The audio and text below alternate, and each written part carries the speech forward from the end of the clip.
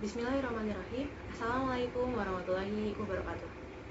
Izinkan saya memperkenalkan diri terlebih dahulu.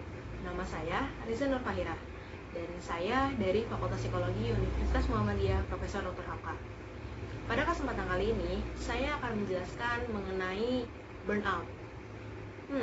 Mungkin buat beberapa orang atau buat banyak orang, burnout ini udah kata yang gak asing lah ya. Tapi masih banyak orang yang memiliki salah kaprah terhadap kata burnout ini. Jadi sebenarnya burnout itu apa sih? Nah, burnout menurut para ahli adalah sebuah kondisi di mana individu mengalami kelelahan fisik, sinisme atau depersonalization, kelelahan mental, berkurangnya kemampuan untuk menyelesaikan masalah, reduced personal accomplishment, atau juga emotional exhausted yang terjadi karena stres yang diderita dalam jangka waktu yang cukup lama. Dari pengertiannya aja sih, burnout itu disebabkan oleh stres. Tapi burnout dan stres itu adalah dua hal yang berbeda. Kita coba lihat dari pengertian stres terlebih dahulu. Stres secara umumnya adalah hasil dari banyaknya tekanan yang menuntut Anda secara mental dan fisik. Namun, mereka yang mengalami stres masih dapat membayangkan bahwa setelah semuanya yang sekarang dia alami terlewati, maka dia akan baik-baik saja. Sehingga dalam kasusnya, stres ini tuh terjadi karena satu pekerjaan yang secara spesifik atau satu kejadian spesifik. Sedangkan untuk burnout sendiri adalah kondisi ketika Anda merasa tidak cukup. Anda merasa sangat lelah, entah itu secara emosional maupun secara fisik, dan juga Anda merasa hampa dan seolah-olah tuh yang Anda lakukan itu nggak ada gunanya gitu. Pastilah kita pernah merasakan atau pernah berada dalam satu fase tersebut. Nah, fase itu dinamakan fase burnout. Nah, lalu apa sih penyebab-penyebab dari burnout ini? Salah satu penyebab dari burnout itu jenis pekerjaan yang monoton dan juga tidak adanya dukungan sosial atau kehidupan pekerjaan yang tidak seimbang. Nah, misalkan nih dari penyebab yang jenis pekerjaan yang monoton dan juga kehidupan pekerjaan yang tidak seimbang. Ketika ada seseorang yang bekerja dari hari Senin hingga hari Minggu, setiap harinya dari pagi hingga malam. Nah, pekerjaan ini memiliki tingkat stres yang tinggi. Lalu juga terjadi secara monoton, yaitu hanya tetap begitu-begitu saja dari hari Senin hingga hari Minggu. Dan juga waktu yang digunakan dalam kehidupannya hanya terlalu fokus pada pekerjaan. Dia juga tidak bisa meluangkan waktunya untuk diri sendiri atau untuk melakukan hobinya. Nah, jika hal ini terjadi secara terus-menerus, maka Anda bisa dikatakan merasakan burnout pada akhirnya nanti. Seperti itu. Lalu untuk gejala-gejala burnout apa aja sih? Nah, gejala-gejala burnout itu salah satunya itu menyerang fisik. Nah, jadi apa sih yang dirasain sama fisik kita? Yang pertama, merasa lelah dan juga lemas. Yang kedua, itu sering merasakan yang namanya sakit. Entah itu sakit badan, entah itu sakit kepala, entah itu nyeri otot, dan lain sebagainya. Lalu yang ketiga itu merasakan tidak adanya nafsu makan. Juga adanya gangguan-gangguan tidur seperti tidak bisa tidur, tidurnya tidak nyenyak, mimpi buruk, dan lain sebagainya. Lalu gejala-gejala burnout juga bisa muncul secara emosional. Yang pertama itu seperti Anda merasakan bahwa apa yang Anda lakukan itu tidak ada gunanya. Anda juga merasakan kesendirian, Anda juga kehilangan motivasi, dan juga Anda juga lebih negatif atau lebih sinis terhadap lingkungan Anda. Nah, ini merupakan gejala-gejala yang muncul secara emosional kepada Anda jika Anda memang sedang mengalami yang namanya burnout. Lalu gejala-gejala ini juga, gejala burnout ini bisa muncul juga dan mempengaruhi kehidupan kebiasaan Anda. Misalkan Anda yang tadinya sering bersosialisasi, sering bermain dengan teman-teman Anda, berkumpul dengan keluarga, ketika Anda mengalami burnout, Anda cenderung untuk mengisolasi diri Anda. Lalu juga Anda cenderung akan menunda-nunda pekerjaan, bahkan meninggalkan pekerjaan dan tanggung jawab jika Anda memang sudah merasa bahwa hal yang Anda lakukan itu tidak ada gunanya. Nah, sehingga gejala-gejala burnout ini semua menyebabkan Anda mengisolasi diri dan juga frustasi yang dapat berujung kepada Anda melakukan makan yang berlebihan, atau misalkan orang yang merokok itu menjadi merokok terus menerus, untuk orang yang minum alkohol itu terus-terusan minum alkohol dan lain sebagainya. Nah, selain gejala-gejalanya, saya juga akan menjelaskan mengenai gimana sih cara-cara kita mencegah diri kita untuk tidak yang namanya ngalamin burnout. Salah satu cara untuk mencegah kita mengalami burnout adalah dengan mencari sisi positif dalam setiap pekerjaan yang terjadi.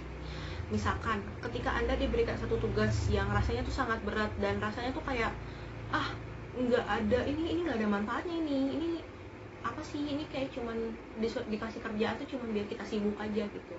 Nah, mungkin memang seperti itu, tapi yang harus Anda lakukan adalah Anda tetap berpikiran positif bahwa saya masih diberi pekerjaan, berarti saya masih dibutuhkan. Seperti itu, setidaknya ini contohnya ya. Lalu juga dengan menjaga keseimbangan hidup, maksudnya entah itu dengan pekerjaan, entah itu dengan pendidikan, dan juga kehidupan pribadi Anda, maupun kehidupan dengan keluarga atau dengan pasangan Anda, itu semuanya harus balance. Maksudnya harus balance, itu memang sulit untuk dilakukan, namun setidaknya Anda harus mencoba untuk menyeimbangkannya. Seperti Anda bekerja, namun juga Anda menyisihkan waktu untuk bersosialisasi dengan keluarga Anda, dengan teman-teman Anda, dan Anda juga mempunyai waktu yang cukup untuk diri Anda sendiri. Seperti itu.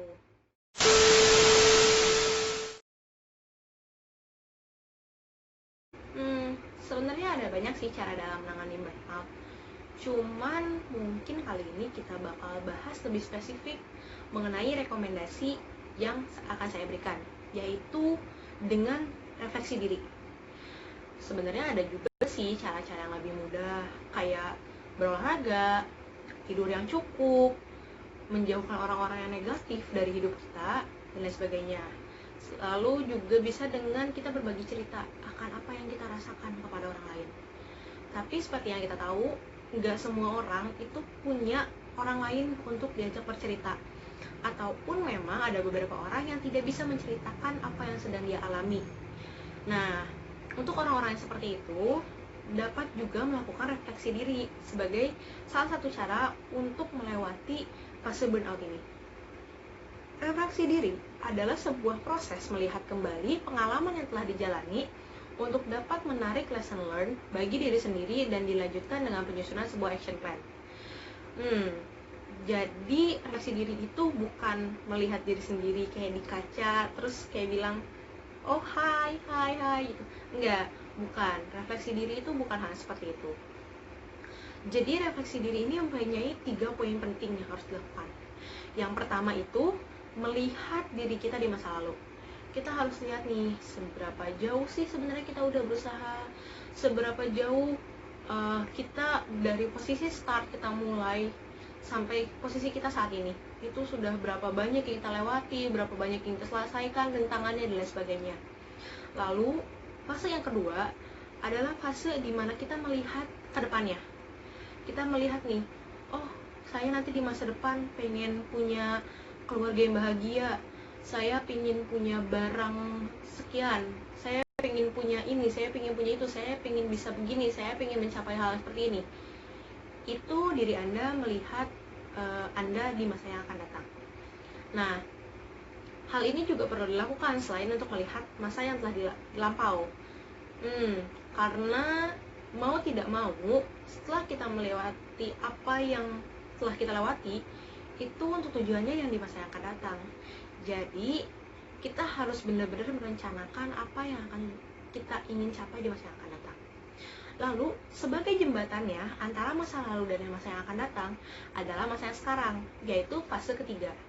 Nah, dalam fase ketiga ini yang kita lakukan adalah kita melihat nih, diri kita yang sekarang itu lagi ngerasain apa, diri kita yang sekarang itu lagi berjuang mengenai apa, dan diri kita yang sekarang ini sebenarnya maunya apa. Nah, setelah itu, setelah kita melihat diri kita yang sekarang ini, kita melihat juga kan tadi bagaimana diri kita di masa lalu dan juga bagaimana diri kita yang ingin kita capai di masa depan. Diri kita yang sekarang ini itu harus menyusun strategi. Jadi inti dari refleksi diri ini adalah melihat yang dia lalui untuk menyusun apa yang dia akan datang dengan cara melihat seberapa jauh gap yang terjadi atau jarak yang terjadi antara masa sekarang dengan masa impianmu. Seperti itu. Jadi sebenarnya hal ini cukup simpel, namun memang agak rumit untuk dipahami. Tapi ketika dapat dilakukan oleh seseorang, hal ini sangat akan dapat membantu dalam melewati fase burnout maupun lagi melewati fase-fase yang memang sedang tidak baik. Seperti itu. Sekian dari saya. Satu hal lagi, yaitu adapun satu ayat Al-Quran yang menurut saya benar-benar dapat membantu kita untuk melewati fase burnout, yaitu Al-Quran Surat Al-Baqarah ayat 286 yang berbunyi, Allah tidak akan membebani seseorang melainkan sesuai dengan kadar kesanggupannya. Nah, dapat kita petik dari ayat ini bahwa semua manusia diuji oleh Tuhan sesuai dengan kemampuannya. Mungkin memang terlihat berat, mungkin memang terlihat sulit untuk atau bahkan mustahil untuk dilalui, namun tetaplah yakin, tetaplah berpositif thinking bahwa semuanya akan dilalui dengan baik-baik saja. Karena ingat, Tuhan tidak akan pernah menguji seseorang di luar dari batas kemampuannya. Sekian dari saya. Bila fil habil haq fastabiqul khairat. Wassalamualaikum warahmatullahi wabarakatuh.